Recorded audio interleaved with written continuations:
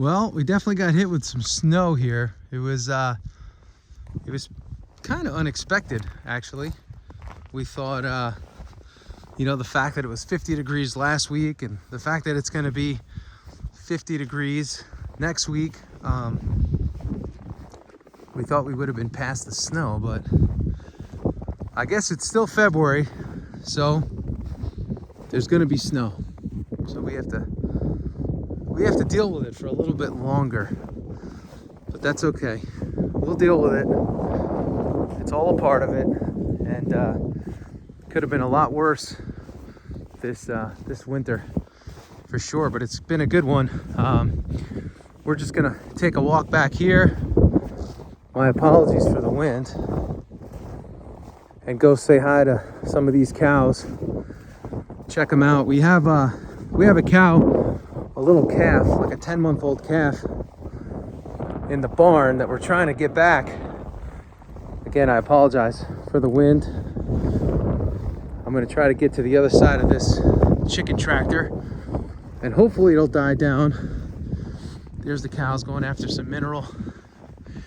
And yeah, so we have this small calf in the barn, and I don't know, the other day he just kind of, we saw him on his side. He was fine in the morning. We had a very cold night, windy as hell, and you know, we got him right away, right into the barn, called the vet,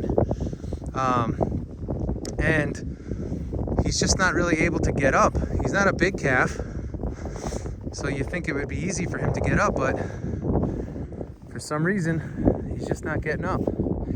So we have him suspended. We're using the skid steer, and we're trying to keep him upright so he can you know, at least keep his legs somewhat stretched. My God, it's getting windy and cold out here. Again, I'm shooting this video. I hope the wind isn't too much for everybody. But there's the cows. They're looking good for February.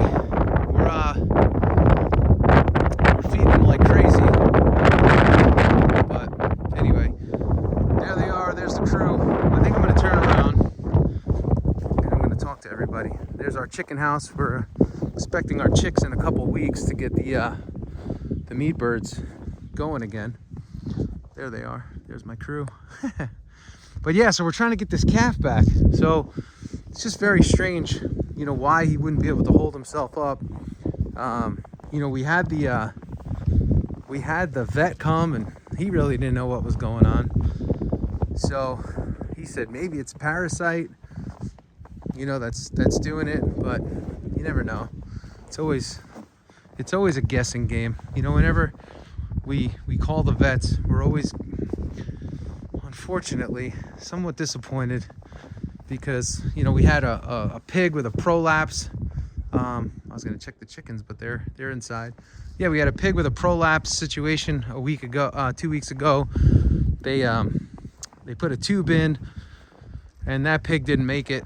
It just seems like we don't get great answers, and it's a shame. So, you know, again, we always try to rely on some good old school farmers and some of their remedies that they suggest and that they use, because, you know, they've been doing it a long time. So we get some good advice from some of our farmer friends and some folks here on the channel. So it's pretty cool. But, you know, the other thing is I got a great video sent to us the other day of Glenn Beck. Glenn Beck was interviewing a farmer from Colorado. I think his name is Shad, and it was a great episode. If you haven't seen it, you should go on YouTube and you should watch it, because it was a very informative video that just talked about what's going on with our food supply, what's going on in the world of cows and cattle, and how, like, cattle is sort of our last, sort of the last leg of freedom. And it's not that, you know, you can't grow your own pigs and you can't grow your own chickens, but, you know, like, it's just cattle represent freedom. You know, they're out on the open range. Obviously, every cow that's processed produces a tremendous amount of meat and can feed quite a few people. You know, and at the end of the day, the video was pretty good because it talked about how, you know, you see this quest by, you know, foreign entities and American elites that are trying to take over our land. They're buying farmland, they're buying it. And the truth is, you know, if your food supply is controlled, you're controlled. So if you think about the word control, if you want to control people, you control the land, because if you control the land, then you control what, you know, people can grow or can't grow. If you control the slaughterhouses, you know, the big ones, right? You can control whether the masses eat or not.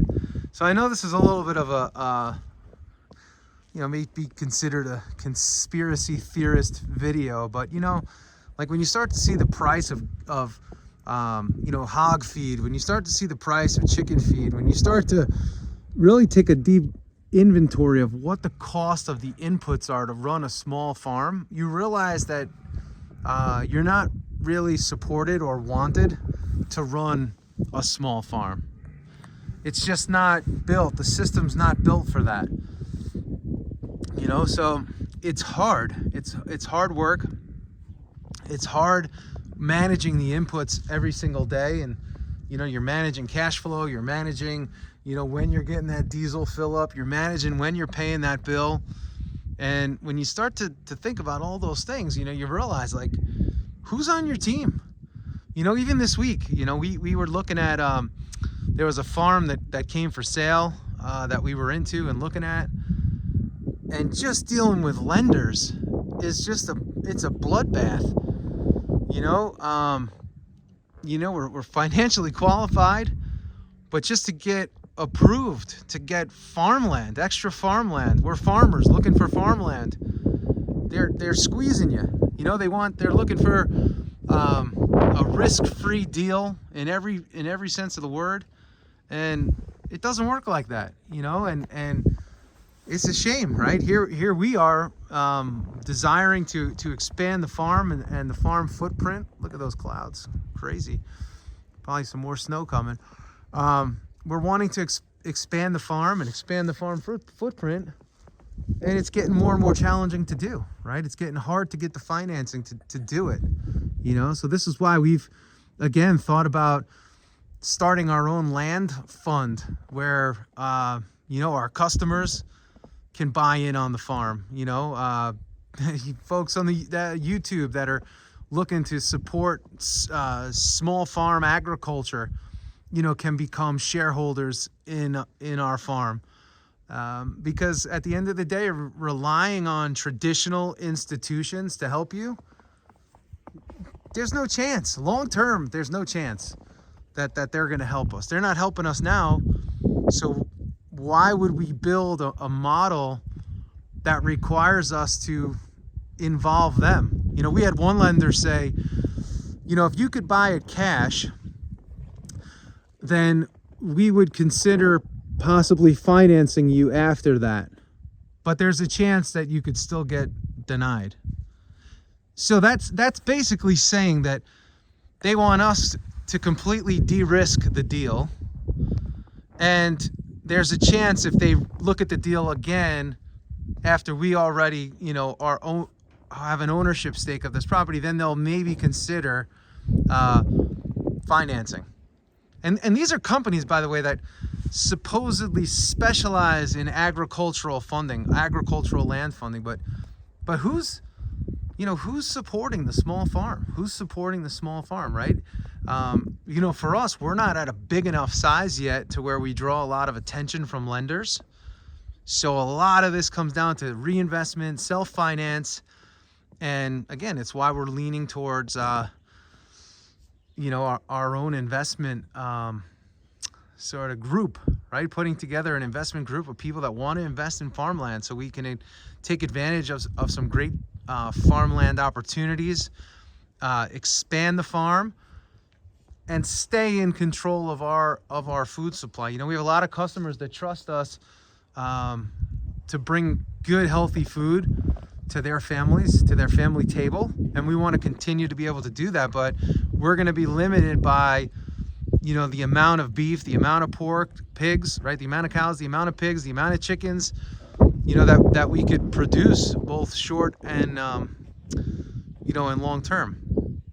So with that being said, you know, we have to continue to think of other ways to raise money to expand the farm, and, you know, moving away from, you know, traditional banks is a direction that we're looking to go. We want to move away from traditional lenders, because to tell you the truth, since we started farming and all this, they haven't helped us. They haven't helped us get this thing going. They haven't helped us you know, move this entity forward. So why would we jump in later in the game with them when we can create our own financing arm and bring on shareholders that are interested in owning farmland and helping to secure a food supply? I think that would be probably much more in line with who our customers are and what they think and what they believe, and what we believe.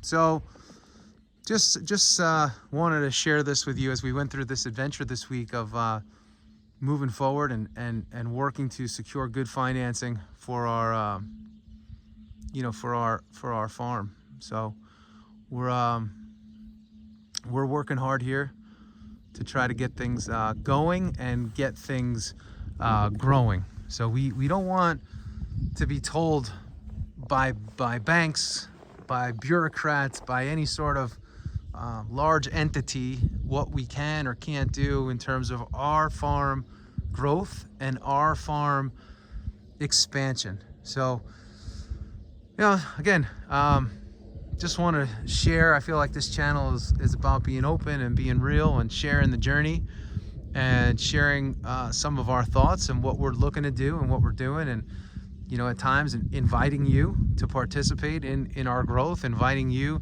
to participate in this farm story, and at the same time open opportunities up to everybody as we go and as we grow, and whether it be, again, financing opportunities to buy into farmland, or you know, workshops where we're bringing guys like Greg Judy in and Joel Salatin and other people like that. And anyway, we just want to share and keep you a part of this this journey, and let you know that we're doing our best, and we're looking to work hard here to keep these small farms going and growing and keeping them alive and keeping family legacies alive, because it's a really important thing. So that's what we got for you today. I know I'm trying to just dodge the wind here, so I'm hiding behind this red utility shed. But anyway, I hope you guys have a great day. Let's hope that spring is coming soon, because we're getting a little tired of this cold, and we hope to see you up at the farm at some point. So anyway, have a great day, have a great night, have a great life. Let's hope there's not too much snow in those clouds, and we'll see you soon. Give us a like, give us a thumbs up, give us a share. You know, if you are looking to invest in farmland, reach out. We're happy to talk and see what we could come up with together. And thanks for hanging with us. We're having a good time doing this channel, and we love hearing from everybody, and we love you know, sharing the journey and Freedom Farms with you. And if you're looking for meat, we are freedomfarms.com. We have a great burger special we're doing this week, where buy some burgers, get 2 burgers free. Buy 10 pounds of burgers, get 2 pounds of burger free. And you can get that at wearefreedomfarms.com. All right, my hands are frozen. It's time to take it to the house. And I think we're going to watch some Yellowstone reruns. It's that kind of day. See you, everybody.